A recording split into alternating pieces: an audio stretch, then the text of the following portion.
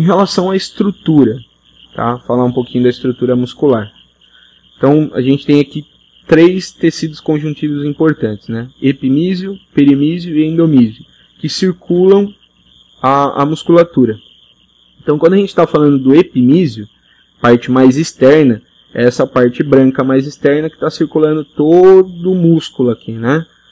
Todos esses fascículos musculares, né? Toda a musculatura aqui, o ventre muscular, é circulado pelo epimísio.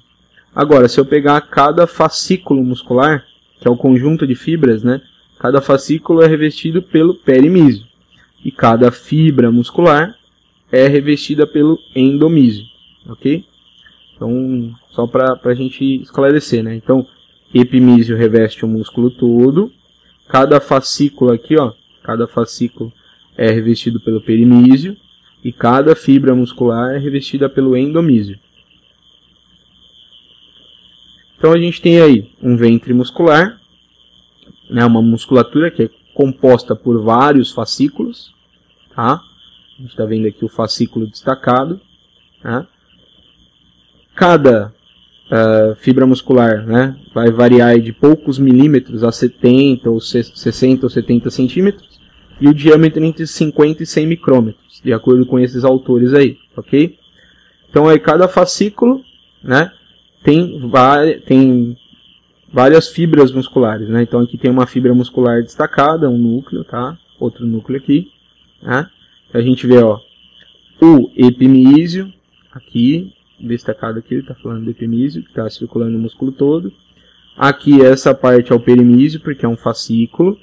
E o fascículo, como tem várias fibras, aqui nessa região de fibra a gente tem o endomísio.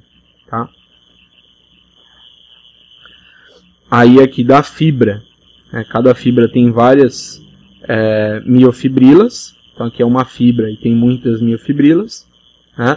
E essas miofibrilas contêm muitos miofilamentos. Tá? Então aqui são algumas estruturas do músculo, né? O núcleo, o sarcolema, que seria como se fosse a membrana plasmática, né? Da célula muscular, né? O retículo sarcoplasmático, tá? Que é daqui que a gente vai ter o cálcio para poder ter a contração muscular. O túbulo T e a cisterna terminal, que é o que vai levar o cálcio até a região desses miofilamentos para poder acontecer a contração muscular. Aqui a gente tem a mitocôndria, tá? Também importante aí por conta do metabolismo aeróbico, ok? Mas isso vocês vão ver com mais detalhes, né? Quando vocês forem estudar fisiologia, né? Ou quem já se formou, for ler sobre fisiologia, vocês vão ver com mais detalhes. Aqui eu só vou resumir. O sarcômero é a unidade contrátil do músculo, né? Então entre as linhas Z a gente tem um sarcômero, tá? Que é a unidade contrátil do músculo. A faixa A, que nós estamos vendo aqui, né, tem actina e miosina, que é justamente ali onde está acontecendo a contração. A zona H é uma zona intermediária, contém só miosina. Né? A faixa I ela só contém actina. E a linha M aqui é essa linha central, a região central da zona H. Ok? Aí aqui a gente consegue ter um resumo. Né? Então, músculo, foi destacado um fascículo. De um fascículo foi destacada uma fibra muscular, que é a célula muscular. Da fibra muscular saíam as miofibrilas. E das miofibrilas saem os miofilamentos. Quais são os miofilamentos? Actina e miosina. Ok?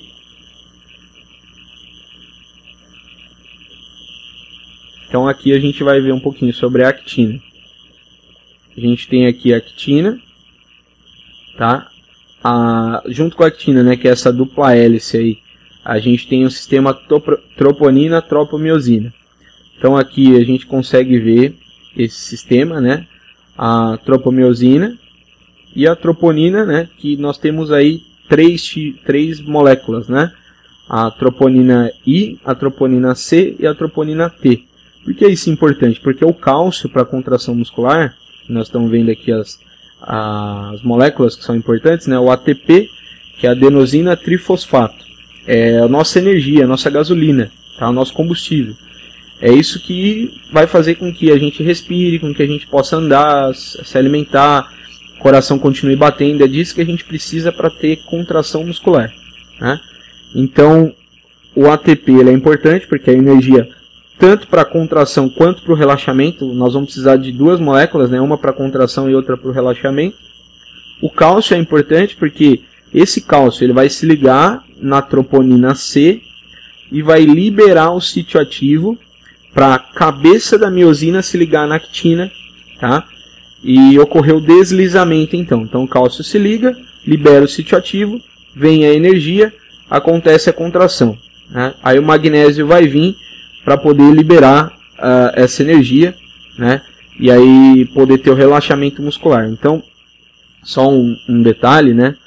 Voltando aqui nesse slide, acabei avançando aqui sem querer.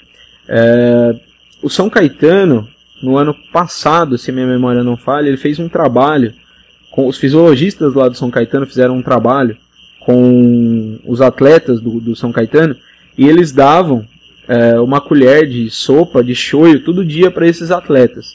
Por que que eles faziam isso? Porque o shoyu ele é rico em magnésio. Então o magnésio vai ajudar nesse relaxamento muscular, né? E evitar a cãibra, então, tá? Essa parte energética, né? E como ele tem um metabolismo rápido, porque ele é líquido, eles ficaram um ano lá sem ter cãibras no São Caetano, só tomando uma colher de sopa de shoyu todos os dias. Ah, e a banana, Diógenes? Por que o Guga, né, comia banana? A banana é boa também, ela é rica em potássio, ela também ajuda a evitar a cãibra. Mas o grande problema é, numa partida de tênis que durava 3 horas, a banana não tinha efeito, porque até ela ser metabolizada pelo corpo, né, ela demorava 3 horas, né. Então, para o tênis, ela até funcionava, porque às vezes as partidas demoravam mais de 3 horas. Mas no futebol, já não funciona. Uma partida de 90 minutos, a banana já não vai ter efeito. Por isso que os atletas, muitas vezes, quando a gente vê em Copa do Mundo, ou outras competições que tem prorrogação e pênaltis, a gente vê o pessoal tomando aqueles isotônicos. Primeiro que é para reidratar, e segundo que é para evitar a cãibra com os componentes que são colocados ali, ok? Aqui a miosina, né? Esse sistema aqui, né? Então o complexo da miosina, essa parte é a região da cabeça, tá? É isso que vai se ligar na actina para ocorrer a contração muscular. Então a gente tem aqui a contração acontecendo. Então, ó, você vai ver que o amarelinho, que é o cálcio, ele vai se ligar na troponina C, gira o sistema troponina-tropomiosina e libera o sítio ativo aqui, ó, da actina, o amarelinho aqui. Aí a cabeça da miosina se liga, né? O magnésio vem para poder ocorrer a quebra do ATP em adenosina, né, em ADP mais fosfato. Tá? Então, quando acontece isso, ocorre a ligação. E quando acontece de novo, ocorre o relaxamento. Solta-se ali, né, para poder relaxar a musculatura. Então o magnésio ele é importante para essa quebra de ADP em fosfato. Se não tiver essa quebra, não tem nem a contração, nem o relaxamento. Ok? Falando aí sobre a junção neuromuscular, o que seria isso? É o ponto onde o nervo, né, ele vai entrar no músculo. Tá? Então a gente tem aqui uma célula nervosa, a mais importante, que é o neurônio. Essa região aqui é chamada de dendrito, e essa parte aqui é chamada de axônio. Tá? Então ocorre um impulso elétrico aqui, né? Como a gente está vendo aqui, um potencial de ação. Quando atinge-se menos 70 mV, ocorre um potencial de ação a partir de um estímulo. Vai então gerar esse pico, descer, né? E isso vai ser transmitido por quem? Por esse axônio até o próximo neurônio aqui, né? Então, por exemplo, partiu lá do cérebro, foi até a medula, né, espinhal. Da medula espinhal ocorreu uma sinapse, uma comunicação com outro neurônio. Aí percorreu pelo nervo até chegar aqui na junção neuromuscular, né, no músculo, para poder acontecer a contração muscular. Como que isso funciona, né? Então a gente tem aqui no nervo, né, a bainha de mielina. E esse impulso ele é saltatório, ó, ele vai saltando, por isso ele é muito rápido, né? E a gente tem aqui então as mitocôndrias, tá? E a gente tem aqui o neurotransmissor, normalmente a acetilcolina, né? O neurotransmissor. Tá? Eu não vou entrar muito em detalhes porque isso não entra na questão da anatomia, tá, gente? Mas, né, maiores dúvidas é só me mandar um e-mail aí, ok? Ou comentar nos vídeos. Ou publicar lá no Facebook também, agora que a gente está chique, né? Tem uma fanpage lá. A gente tem o metabolismo aeróbico e o metabolismo anaeróbico. Então o metabolismo aeróbico, ele usa o ciclo de Krebs, né? Quebra da glicose aqui, tá? e ele gera 36 ATPs, né? Então, mais energia do que o metabolismo aeróbico, ok? Já o metabolismo aeróbico aqui, a gente não tem o ciclo de Krebs, né? A gente tem aí como produto final, né, o ATP, só que são só 2. E nessa quebra a gente gera ácido pirúvico, né, ou piruvato, que vai trazer o que? O ácido lático. Esse ácido lático é que gera dor muscular tardia, 24, 48 horas depois da atividade. Tá? Então, esse ácido lático que indica fadiga muscular. Cansaço mesmo. As fontes de energia. Primeiro nós usamos o ATP que está na própria musculatura, né? As primeiras contrações, né, mais fortes. Depois, o que a gente vai usar aí? Tá? A fosfocreatina, que seria essa segunda linha. Né? Aqui, ó. Ok? E aí a gente vai começar com a glicose. Primeiro aqui tem a glicose aeróbica, né? Essa linha que a gente está vendo aqui. Depois a glicose anaeróbica, também vai dar bastante energia para a gente. Né? E a lipólise, que é a quebra da gordura. Então, só para a gente ter uma ideia, né? Para chegar na gordura, demora muito. Né? Nossa última reserva de energia. Então, a gente usa primeiro o ATP do próprio músculo, depois a fosfocreatina, depois a glicose aeróbica, né? E, por último, a anaeróbica, que vai fornecer mais energia para a gente, né? E aí, só então que a gente vai para o tecido gorduroso, né? Para quebra de gordura. Lipólise seria essa quebra de gordura, tecido adiposo, ok?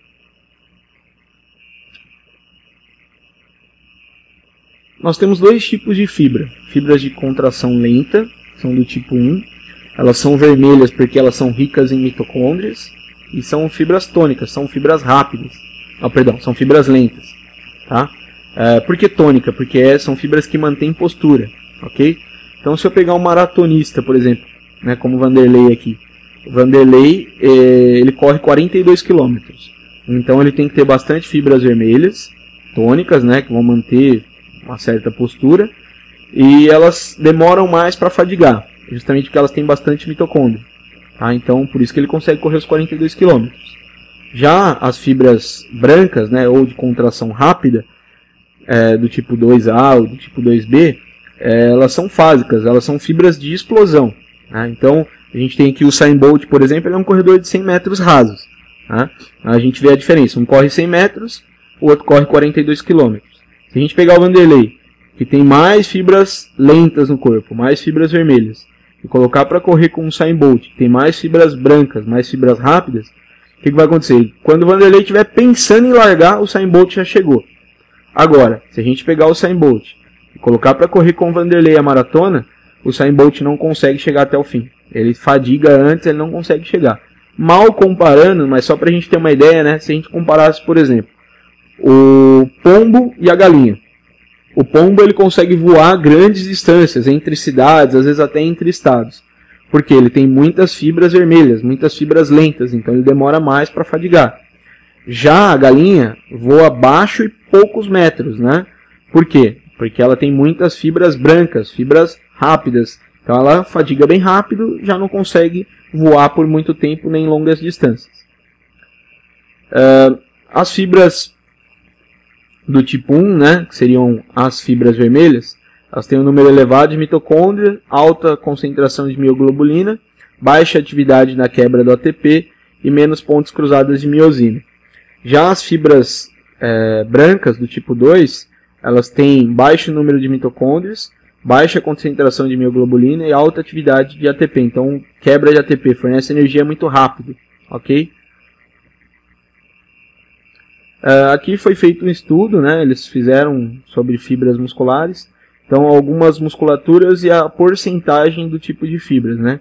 Então, se a gente pegar, por exemplo, a musculatura sólea, né? Que é essa musculatura da panturrilha, do tríceps oral, a gente tem aí muitas fibras, o quê? Vermelhas. Porque é uma musculatura que mantém postura.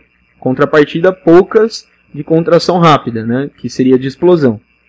Em contrapartida, a gente vai ter músculos que tem muito mais, aqui se a gente pegar aqui, por exemplo, o reto abdominal, não é um músculo muito de manter postura. Até mantém uma certa postura, mas ele tem mais explosão, né? Está até um pouco equilibrado, ok? Então, aqui, o tríceps, né? Músculo do membro superior. Poucas fibras chamadas lentas, né? Fibras do tipo 1, vermelhas, e mais fibras rápidas, porque muitas vezes eu tenho que me levantar, eu tenho que empurrar algum objeto, e aí eu estou usando o tríceps. Então, é uma fibra mais de explosão. Para eu poder contrair um músculo, o que acontece, gente? Primeiro, eu tenho que ter uma vontade, né? Então, tem que existir uma necessidade, que aí a gente colocou a palavra decisão. Ocorre um planejamento do movimento, né? Então, tem em conjunto a área motora do cérebro e o cerebelo. Qual a importância do cerebelo? Direção do movimento, velocidade do movimento. Então, isso estaria ligado com o cerebelo. Aí, a gente tem esses circuitos de controle do movimento. Vão ter fibras descendentes, né? Vão sair lá do cérebro e vão mandar a informação até a medula.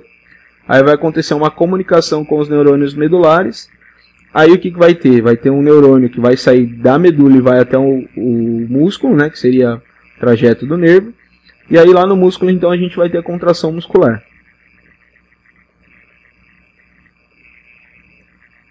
Então aqui a gente tem alguns tratos, né? Então papel aqui do córtex cerebral, cerebelo, tá? Alguns tratos que vão controlar a musculatura esquelética. Eu não vou entrar em detalhes porque isso vai ficar mais para a parte de neuro, né? Para aumentar a musculatura, para ganhar mais hipertrofia, o que a gente deve fazer, né? Ganhar volume muscular. Então o que seria essa hipertrofia? O aumento da área de secção transversa do músculo. Então se eu cortar o músculo e mostrar ele para vocês assim, né, cortado, o volume dele, a área dele, quanto maior, mais hipertrofiado está o músculo. Então existe a hipertrofia miofibrilar, né, de acordo com o Santarém, em 1999. O principal mecanismo de hipertrofia é a multiplicação de miofibrilas proteicas com capacidade contrátil.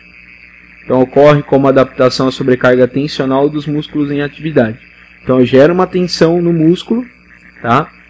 Esse músculo é como se ele sofresse uma lesão, né? E aquela área onde seria feita uma cicatrização, por exemplo, ocorre o quê? Ao invés de cicatrização, a formação de um novo sarcômero, de uma nova unidade contrátil. E aí então esse músculo ele aumenta de tamanho. Então, para eu ter esse tipo de hipertrofia, eu tenho que ter uma carga alta, bastante carga para a pessoa, poucas repetições com bastante intervalo, para o músculo poder se recuperar. O processo é lento, né?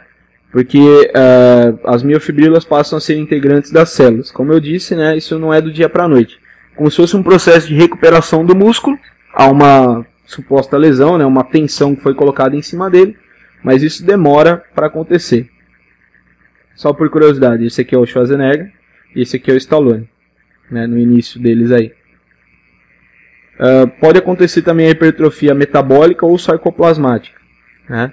Então o processo é desencadeado pelo aumento de substâncias no citoplasma da célula muscular, né, no sarcoplasma, promovendo um consequente aumento do tamanho da musculatura. Para Dantas, em 1998, ocorre a elevação da concentração dessa substância após 5 meses de treinamento anaeróbico.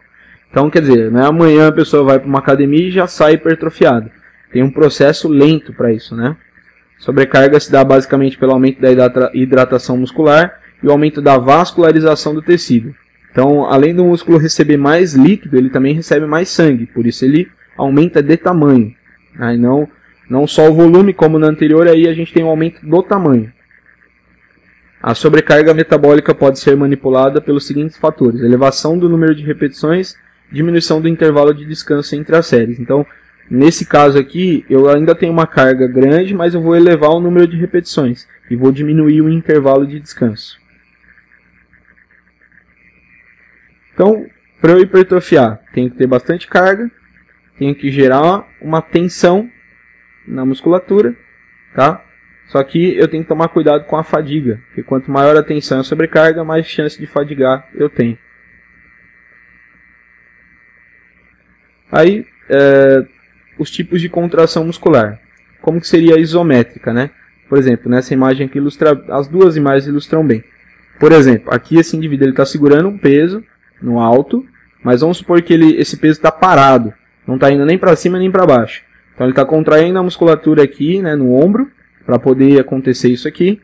Tá? Então a contração isométrica seria o quê? Contração muscular sem movimento da articulação. Então não está acontecendo movimento da articulação aqui nesse caso. Seria mais ou menos como se eu estivesse empurrando a parede. Eu estou contraindo o músculo, mas não está acontecendo movimento na articulação. Já na isotônica concêntrica, eu tenho o quê? Por exemplo, vamos pensar aqui no caso desse chute aqui do Roberto Carlos, né? Eu vou contrair o quadríceps, eu vou estender o joelho, né? Eu vou esticar essa perna aqui, eu vou chutar essa bola. Então, na contração do quadríceps, o ponto de origem e inserção desses músculos vão se aproximar e vai acontecer movimento articular, tá? Então, os pontos de origem e inserção se aproximam e acontece movimento articular. Isso seria uma contração concêntrica. Já na excêntrica, né?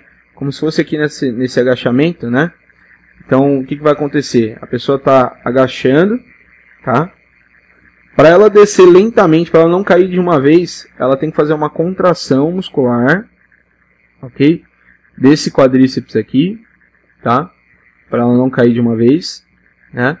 E aí, o que estaria acontecendo? O músculo estaria se afastando, mas ao mesmo tempo ela estaria contraindo a musculatura. Então, o ponto de origem e inserção eles se afastam, mas acontece contração muscular. E a isocinética ela só pode ser gerada por aparelho, porque a mesma resistência acontece em todo o arco de movimento. Mas isso só em aparelho, como a gente está vendo aqui, né, nos jogadores do Santos. Tá? E aqui nesse caso, né, só grandes centros têm esse equipamento porque ele custa mais de 100 mil reais, não é muito barato para promover esse tipo de contração. Mas o que é legal é que a pessoa consegue dizer, a musculatura aqui da região anterior está trabalhando com 100%, da região posterior está trabalhando com 80%. Ou, esse indivíduo acabou de voltar de uma lesão, olha, isso aqui está, a musculatura aqui dessa região está trabalhando 70%. A musculatura aqui dessa região está trabalhando 70%.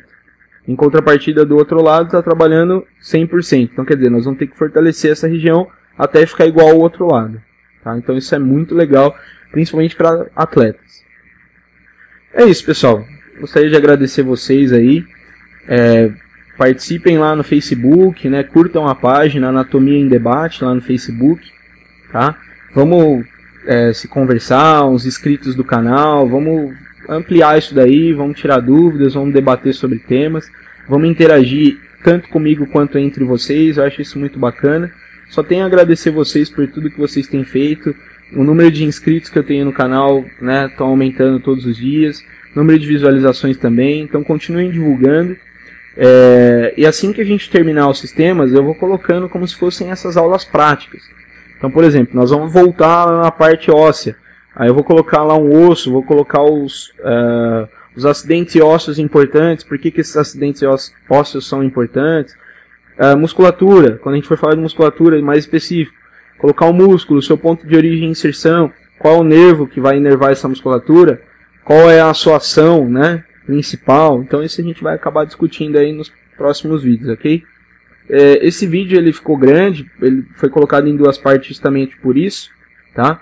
E eu vou, como um inscrito me deu a dica e eu achei legal, eu vou colocar só assim, Anatomia em Debate, Sistema Muscular, parte 1. Anatomia em Debate, Sistema Muscular, parte 2, como vocês viram nesse vídeo.